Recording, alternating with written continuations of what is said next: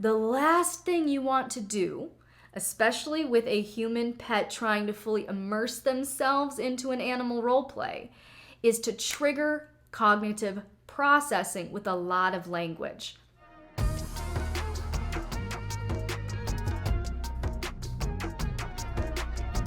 Pet play within BDSM is a form of role play that involves adopting the persona of an animal, such as a kitten, bunny, pup, or pony.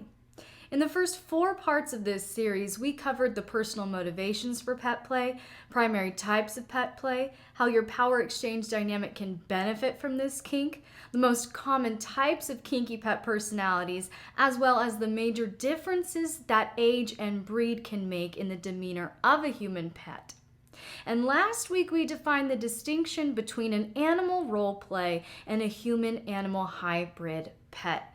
So check out links to the first 4 parts of this series in the description below if you missed anything, because in this video, I'm going to teach you how to train your human pet for maximum success. The goal of training a human pet is to fully immerse the submissive into the animal role play. In other words, the goal is no human thoughts, communication, or actions. Whereas with a human-animal hybrid pet, the goal is to expand their human engagement into animalistic expression. The first is about shutting down the human side to force a new method of expression. The second is about expanding the human side into a larger realm of expression. Regardless of what type of pet you're trying to train, my recommended process is pretty much the same, using the following 6 steps. Now, the primary difference to remember here is that you as the dominant have much more flexibility in your training and communication with a human-animal hybrid pet, as that submissive is not required to fully check out of their humanity. Therefore, effective pet training is not just about knowing what kind of submissive pet you have on your hands, but being aware of your own limitations and your own skill set, your own interests as a dominant when it comes to how well you're able to communicate with your submissive. So the first step here is to teach commands in a foreign language. All right, teaching your submissive commands in a foreign language will place them in a position of ignorance that will foster animal-like dependency on you as the dominant. So if your native language is English, use any foreign language you'd prefer to create uncertainty in your training by establishing an intentional communication gap. If your submissive does not know what word you're saying, they will be forced to stop and learn what you want, how you want, and at your pace, versus staying in a human headspace to process language. Do you see the difference? Next, you want to communicate direction through tone. All right, training is direction. You as the dominant are directing the actions and expression of the submissive as you train them in your desired behaviors and responses. If the submissive does well, use happy and excited tones. Yay, good job. If the submissive misbehaves, use a stern and scolding tone. Bad girl, bad boy. This is especially helpful in communicating expectations in training when using a foreign language, because this will help guide the submissive with a small degree of clarity. All right, they may not know what word you're saying, but they can certainly understand how you're saying it. All right? It's also important to physically model behavior and attach it to a verbal command. For instance, if you use the word sedersi for sit and your pet does not understand what you want, you might gently push their booty down and use the command again to help them understand your expectations.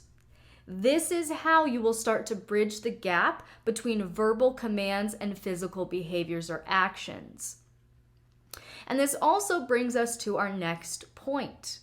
Use simple words and short phrases to minimize the submissive's cognitive processing. Okay? The last thing you want to do, especially with a human pet trying to fully immerse themselves into an animal role play, is to trigger cognitive processing with a lot of language. Okay? So for instance, a simple "sidersi" with a gentle booty push is much more effective and will keep the submissive in an animal headspace than if you said, "Sidersi, can you be a good pet for me in Sidersi? I know this is a new word to you, but you're such a good boy or girl. I bet you can do it for me. Sidersi." You see? Now, this approach can work, but primarily in two contexts. One, when the submissive already knows the command and you want to incorporate some erotic communication and flirting into your play. And two, when you're dealing with a human-animal hybrid pet. As I said at the start, you as the dominant have much more flexibility in your training and communication with a human-animal hybrid pet because that submissive isn't required to fully check out of their humanity. So being a bit more wordy in this context isn't a make or break, but I definitely would not recommend it with a human pet trying to fully engage in an animalistic headspace. Once the submissive understands your verbal commands, add simple gestures to the words in order to deepen training and encourage less verbal processing, even less than before, okay? The important note here is to use a different set of hand signals than you normally use when the submissive is in a fully human mindset. Okay, and I say this, two distinct sets of gestures, all of that, to avoid confusion, to avoid triggering the submissive back into a human headspace through their pre-existing understanding of that gesture. Does that make sense?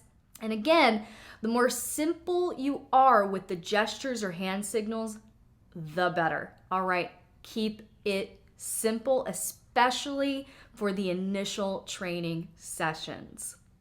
And finally, you want to incorporate apt rewards and punishments to reinforce positive behaviors and utilize punishment to redirect unwanted behaviors.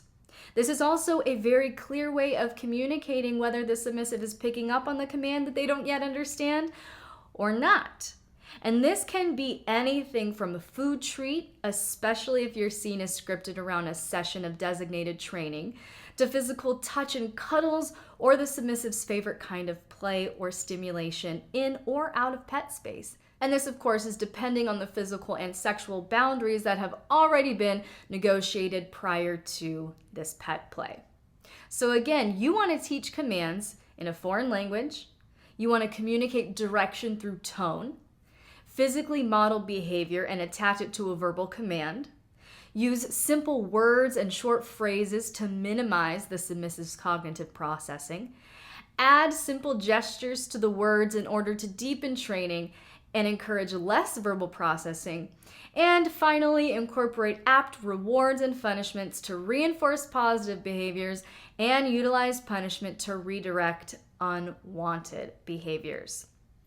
But I know this is often easier said than done, and that's why I have a ton of additional pet training resources for you in my new Everyday Pet Play bundle on Patreon. Included is a list of over 60 pet play gear, toys, treats, and meals to help you brainstorm some ideas that would be perfect for your dynamic, as well as a set of visual pup positions for training, pet feeding guidelines that will help you track your pet's allergies, dietary restrictions, favorite treats, and more.